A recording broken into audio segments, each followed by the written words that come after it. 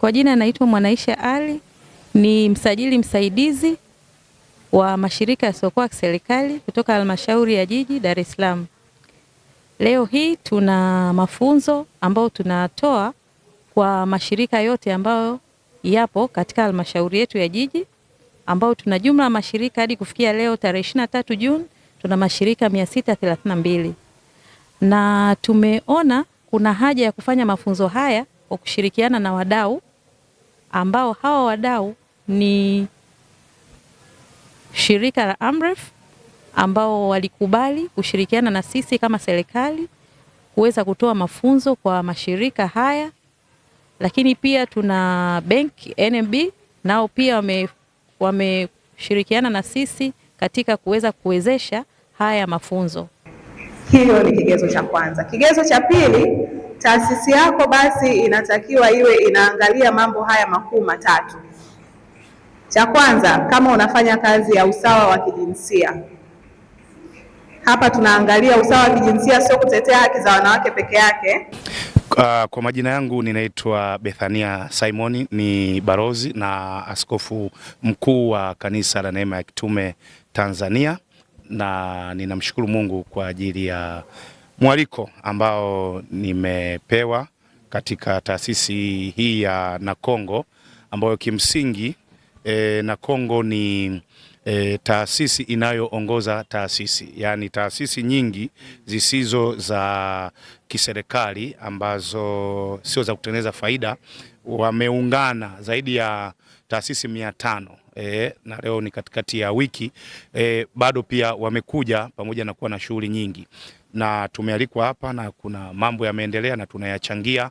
Unajua ndugu mtangazaji na mwandishi, ni kwamba watu wengi sana huwa wanatufikiria sisi wengine kwamba tunadili tu na mambo tu ya kiroho au ya kanisani tu au mialiko tu ya kiserikali. Hawajui kama tunahusika pia kwenye mambo haya ya kijamii. Kama tukio kama hili ni la viongozi ama NGO ambao zinahudumia tu jamii, ambao sio ya kidini, sio ya kiserikali, lakini zipo. Kwa msingi huo niseme tu kwamba sisi kama viongozi wa kiroho, hizi taasisi zingine ambazo sio za kiroho, sio za kidini, ni watenda wenza katika kuisaidia serikali yetu ya Jamhuri ya Muungano wa Tanzania kuwahudumia wananchi wa Jamhuri ya Muungano wa Tanzania, na kwa wakati huu inaongozwa na Mheshimiwa Dr. Samia Suluhu Hassan.